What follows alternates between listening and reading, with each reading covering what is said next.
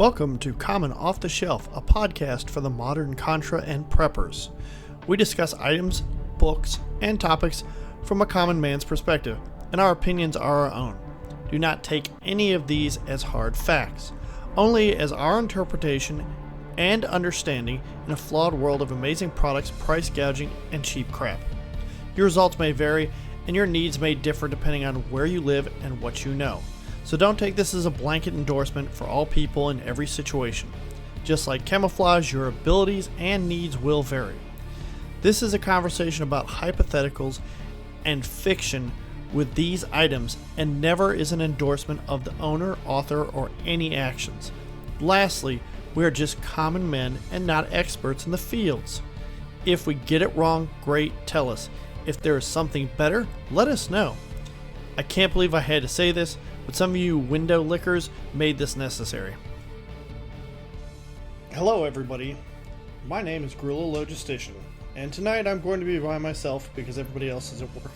And I wanted to talk about a book called Tactical Wisdom. It's by Joe Dolio, you'll find him around. And I talked to him specifically and said, hey, can I read some of your book to my listeners? Mostly because he's probably he knows I'm going to talk to people who've already bought his book. The other thing is a lot of guys buy books and we don't read them. And I'm notorious for that. I have a couple books sitting over here that I really need to dive deeper into. I've gone through the Gorilla's Guide to the Baofeng a couple times now because I'm helping the church out with something. And it really kicked in my mind Dolio's book. So let me start off with his preface and kind of go why I picked this one and why I think anyone who's a prepper should still get this book. And this is a book that I would buy not only for myself, but more for me to review and then hand to somebody else who will probably buy other books. Now, to be fair, his other books are phenomenal too, and I think those are the ones that you'd keep if you've been a prepper for years and years or worried about anything Contra related. I'm going to read his preface a little bit, and I'm going to jump around a little bit. He's got a Proverbs 22:3, the prudent see danger and take refuge, but the simple keep going and pay the penalty. I really like this proverb a whole lot. I like his choice. Anyways, I'm going to skip a little bit. He talks about several years ago and going through some rough times, and he talks to a lady named Miss Ali. I hope I'm saying that right. And he got into Every Man a Warrior program at the church. Now, he says he's a Marine, which he is, and he was skeptical about this. I'm in an area that they have the Band of Brothers, and it's got a little of that military twinge to it. I haven't been to their group meetings. They played golf last time, and I can't hit a golf ball to save my life. So, didn't really get involved with that, but probably will get involved just to see what it is. Anyways, back to what he's saying. The Every Man's a Warrior program taught me to look at the whole Bible, not just the parts that the pastor shares on Sunday. As I did that, I read it from my perspective as a United States Marine and as someone interested in preparedness and tactical training, and I found great passages and people who illustrated tactical and preparedness truths that are still valid today. After taking the program a few times, I was asked by a man who had quickly become a great mentor of mine, Bill, to lead a group. I accepted, and as we began the study, some of them found my interpretations of the Bible passages and characters from a tactical perspective to be insightful and completely different from what they've known.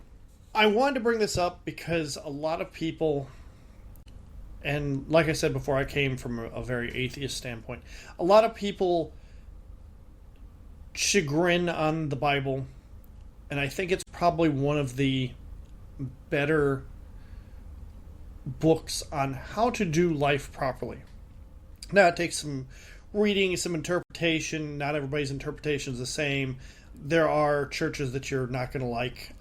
Probably most of the people listening to this probably wouldn't be caught dead in a Methodist church. But the reality is, even if you don't believe, the Bible has some good information in it. And I think we should look at this also in the survival aspects. I rave about Clay Martin's book all the time. I bought it and given it to people, so I've sold several of his books by just talking about it. I do that with Joe's books as well. And I think a lot of times we don't read the books we get. I don't think we read the Bible as much as we should. I sure as hell don't. And at church, they bring up statistics from time to time, like 2/3 of the people believe that Jesus was resurrected, but only X% come to church or read this or do that. And I think in the preparedness area, we do the same thing. We go, hey, we believe that hard times are probably coming our way. Let's get wisdom. Let's get the information. But we don't do anything about it. We don't talk about it. We talk about it to other friends, but we don't really do anything. We don't sit down and say, hey, we need to get a radio network together. We need to do this. We need to shoot more.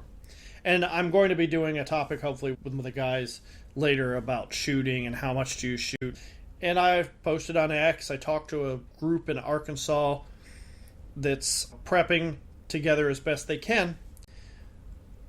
From here on out, I'm going to try to do a book club. Sometimes this will be by myself, sometimes it'll be with the other guys, where we read part of a book to you and give you our perspective on what's going on. And I want to start with his introduction. There's more to the preface, but we'll skip that for now. And I got some stuff that I highlighted and I thought was really cool. And he talks about several things in here, but let's begin with the proverb, because he's got a proverb at every start. Proverb 4:7 alpha. The beginning of wisdom is this: get wisdom. Very true. But how do we get wisdom? Sometimes it's doing. Some of us have to put our hands on it. And I think that's a crucial thing too.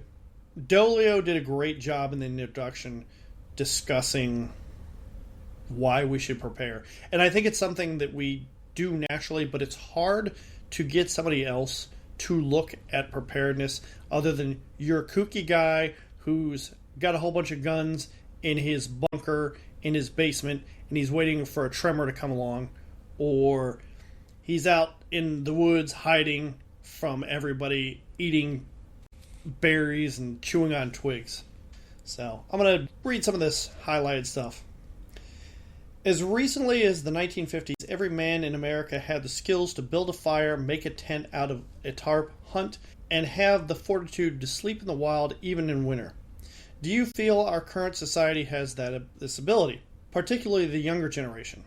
At the end of the Second Boer War in Africa, General Baden-Powell was appalled at the lack of outdoor skills his young British Army troops had. Since the majority came from the highly urbanized London area, he launched a program to teach young boys military scouting skills and outdoor skills. For this, he developed a book, Scouting for Boys, which is still a highly sought-after item today. I recommend downloading a copy if you can find it. From his work, he founded the Boy Scouts, and with his sister, he founded the Girls' Guides, almost immediately thereafter. Now, as always happens, both of these organizations have gotten so far away from their original intent that boys rarely learn outdoor skills anymore, and the girls never do.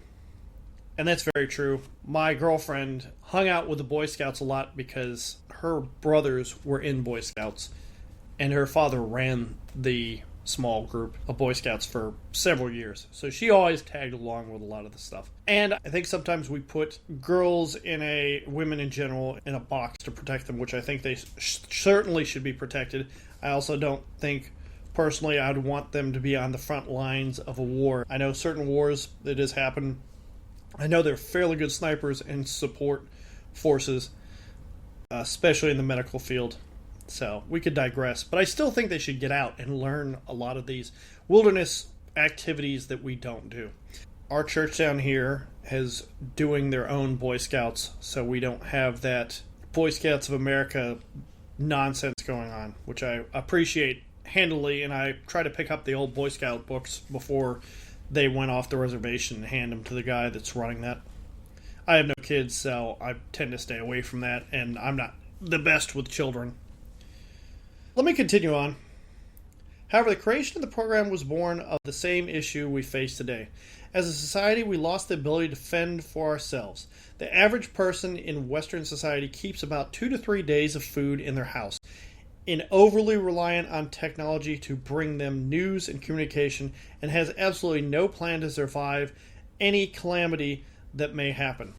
I'm sure a lot of you see that, and to be fair, some of us still are in that position. We may have guns and everything else, but that doesn't turn us into a prepared force. That turns us into a marauding force that's going to have to steal from other people. And it's something you really should think about. I'm in a precarious situation with my job and currently where I am in a city, and it is something I think about daily. Do I just call one of my friends and be like, look man, I'm going to send you a year's worth of food over time, and I hope you have the space to pack it away, and if I don't make it, you can keep it, kind of thing. Preparedness is exactly that, accepting that your safety and security is your responsibility and no one else's. Sure, the government can help, but their response, by virtue of their entire existence, is entirely post-event and reactionary. It's okay to get help from the government in an emergency, but you should never rely on it. I think North Carolina, for most of you guys, should be a hallmark of that. And I'm really shocked more people didn't look at North Carolina and go, oh crap, besides us. Not to do the political jamboree, but the liberal who is just a casual liberal, the one that watches, I don't know, Bill Maher, should have seen when they said, hey, we're bypassing Trump signs. That should be a marker to them. Oh crap, what if it's us next? I think there was a good quote out there, and I'm not gonna give the quote justice, but it was like, they came for the communist, or they came from whoever, and I sat by. Now no one is coming to help me, kind of thing. And I think that's very true. And I think a lot of the generic liberals, not the very leftists, not the Antifa group, I think they don't see what's going on in our society and government. Anyways, let's continue. That's where Western society went wrong. The Second World War was a warning and a wake-up call. People just began to live more urban lifestyles, moving from a rural agrarian culture to an urban and industrial one, and it began in Europe. Because of that, when the German war machine swept through Europe, no one was prepared to defend against them. And even worse, no one was prepared to survive in the devastation that came after. I'm going to bring up Ukraine later, and you'll see why. If you want to learn about true tales of survival, read about Germany in the late 1945, mid-1946. Read about the lives of those who lived during the Troubles in North Ireland. Read about the people trying to survive as Yugoslavia collapsed and during the resulting wars of secession and genocide. Talk to a survivor of the Ukrainian Revolution. Look at what people are doing to survive today in Venezuela. The biggest lesson with all of these historical and current examples is that the time to prepare and train is before an event happens. The rampant crime and looting as a result of Hurricane Katrina wasn't due to the storm or the flooding. It was due to massive numbers of people who were unprepared and had never given a thought to what if. Despite living in a city with a history of both devastating storms and a foreign invasion from the sea, that's the purpose of this book and this entire series of books. I think it's a key thing for us to remember that people don't write these because they're trying to do a money grab. Yeah, you're paying money for a book, you're paying money for knowledge, and some guys are going to need the basic stuff. To be fair, I forget this history all the damn time because I know in my heart of hearts I need to be prepared. And it's not because it's in the book. It's because I realize authentically that trouble is around the corner for us all the time, and as more technology goes on, the more fragile our society is. And it's going to take a devastating disaster for us to take the modern technology and make it robust so we don't have these issues, or if there's a failing, it doesn't break society. People imagine that in an emergency, their neighbor and community will pull together to help each other. That may have been true in the 1950s, but today they are far more likely to see that you are more prepared and then come to you for help. If you don't hand over some of your supplies, they will band together and try to take them from you. As we begin, many readers will think, but in my area, people won't act that way. The idea comes from normalcy bias, which we will discuss a lot. They won't act that way in the current situation or circumstance. How people might act right now is very different from how they will act on their third week without electricity, fifth day without food, and fourth day of their children not getting food. Everyone will act differently under those circumstances. How are you going to act? What if you don't have the supplies? It boggles my imagination sometimes that we don't think about this stuff. And I know so many preppers that don't prep for food worth a piss. The Mormons are probably one of the few that actually prep, and even that society nowadays is not prepared. There's not a year's worth of food. They don't store anything, and it bothers me. Our church has a little bit of preparation, but it's woefully inaccurate and underwhelming. And it's something I might try to address with them. And it might be, hey, let's do a food drive. Now let's take some of this food and feed the poor, feed the hungry, have other things go on. But now we have a store of food, so we can do this all year. And we can cycle the food. Might be something you want to take up with your church. And I'll probably have to do that later, but I'm not a big wig in the church. The information age was supposed to bring people closer together. However, instead, it has made it so that no one has to interact with other humans in a meaningful way. Think about this. Just 15 years ago, to get groceries, you had to drive to a store and get them. If you wanted food, other than a pizza, you had to drive to the restaurant. If you wanted the latest widget, you had to go shopping. Now there is no reason for you to leave the house if you don't want to. And in fact, you are literally discouraged from doing so under COVID-19 pandemic rules. People have already forgot that too. People have forgot what's happened during COVID. And I think that's absolutely terrifying. This book was written in 2021, by the way. These books are designed to be references for you to use in preparing, and then to be able to carry into the field with you to use as a reference guide. The book is meant to be the bare minimum standard for anyone looking to begin their preparedness journey.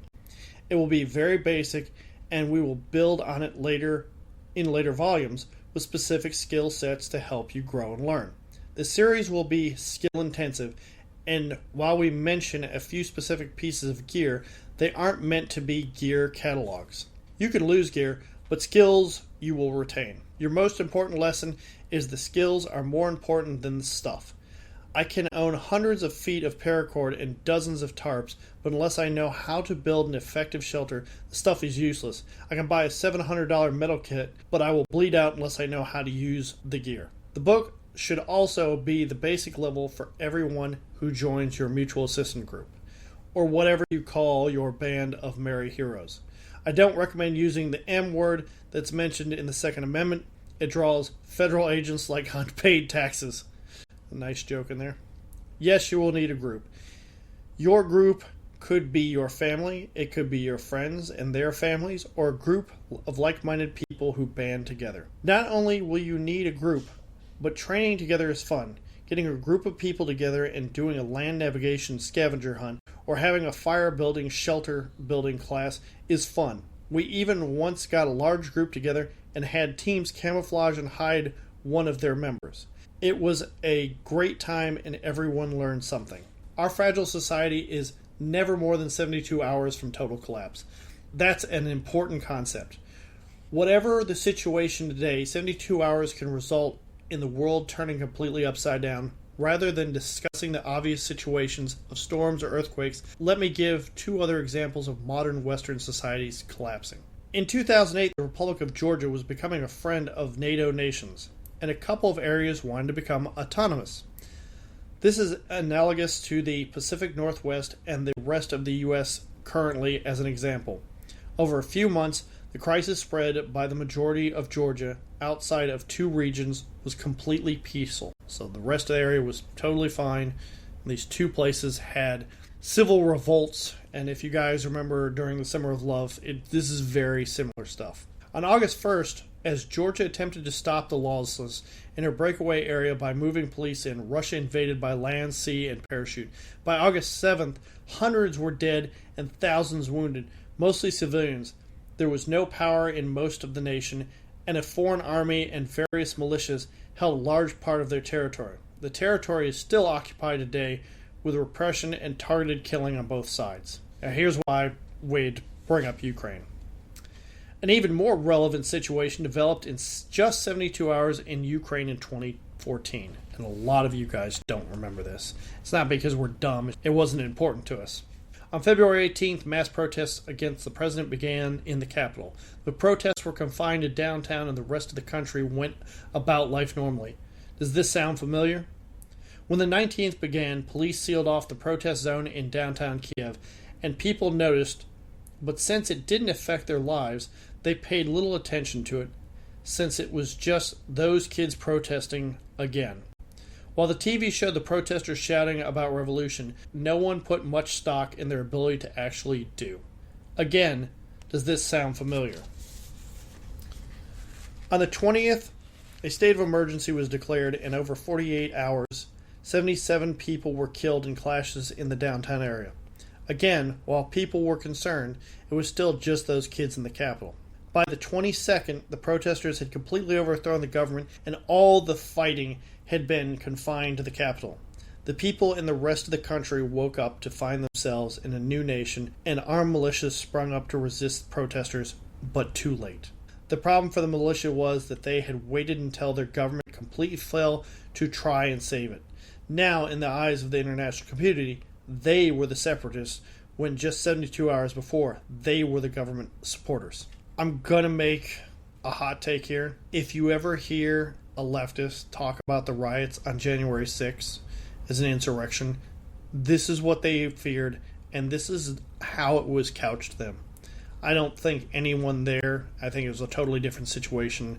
I don't want to compare it. It's not apples to apples by any means, but I want you to understand where they're coming from and to be cautious not only about your protests, but also cautious if they do something similar, because you'll be like, oh, it's a protest. You can see how that goes. Fighting immediately broke out, and Russia used the confusion to seize an entire region, the Crimea, and most of two others. The end result, complete devolution from a modern society to a place where intermittent electricity and water service in less than 72 hours. So areas have changed hands on a daily basis ever since. The lesson to be learned is that we don't know what the next 72 hours may bring. The main issue we had as a society is our over-reliance on electricity. In 2003, a large portion of the U.S. and Canada had a mass power outage from August 14th through August 16th, plunging about 55 million people into darkness. There were widespread issues. It's important to note that in Detroit, the power failure ended on the 18th, but full water safety wasn't reestablished until the 20th. There were sicknesses from the water, sewage spillovers, and transportation issues for days after the event ended. You can minimize the effect of what happens to you during these situations by being prepared. The manual is designed to start you on that path. At the end of each chapter, you will find a baseline standard. That's level you should maintain as a bare minimum baseline. Let's head down the road and start learning some tactical wisdom. I'm going to hold off for the rest of this. We're about 26 minutes in. I'm going to start doing this a little bit more. I'm going to read it. I'm going to highlight stuff, make sure I focus on things. I'm going to bring some other guys in to talk about this, but everybody's on holiday weekend. I know you guys are probably busy and won't hear this for a while. If you get a chance, and I know holiday is going to be expensive, you're buying gifts. Maybe you want to buy this book for a guy who's just kind of getting into things. Maybe you want to just buy this book and read through it with us. I will be reading most of what's in this book piecemeal. It's not going to be all in one shot. It's not going to be an audiobook. You can tell the audio quality. I'm going to talk about it as I go. I'm not preaching. I'm not a good pastor by any stretch of the means. To get to the baseline, you're going to have to work your butt off. And if you don't know this stuff now, you're already behind the power curve. Mr. Dolio is going to be in North Carolina. He's out in Montana now. He gives classes, and he does some amazing classes. And like most preparedness groups out here, preparedness trainers, they don't tell you everything, specifically in the course write-up, for obvious reasons. There's usually a lot of stuff you learn after class. What I've noticed is most of these guys who are worth their salt write a book, and when they teach you in the book, they'll teach you everything you need to know, but it's the skeleton to the rest of the information. You will need to flesh that out over time. I'm going to highly recommend you buy these books, take a look at it, read through it with me. If you're an audio learner like me, hopefully this helps you guys. I know NC Scout's like, I'll never do an audiobook, and I know people have asked for it because it's just a lazy way of doing stuff. Brother, I understand you, but I'm a dumb animal, and I listen to stuff, and I gained more information from going to your classes than I have from your book. I use your book as a reference a lot. I'm not knocking him, and I don't think you should waste his time. I also think the length of Dolio's book is, his first book's about 170 pages. It's the size of a cargo pocket, which is nice because the medical book's up there, and his Scout and Patrol book's up there, and I like what he's done. There's other really good books out there on subjects too that we're going to probably touch on and we're going to discuss. So if you have something that you're interested in reading together as a group, I'll probably do a chapter here from this book, I'll do a chapter from another book, and then we'll come back if you guys like it. Anyways, I appreciate your time. Hope you guys have a great holiday and a happy Merry Christmas. Hopefully your New Year's goes well. Bye.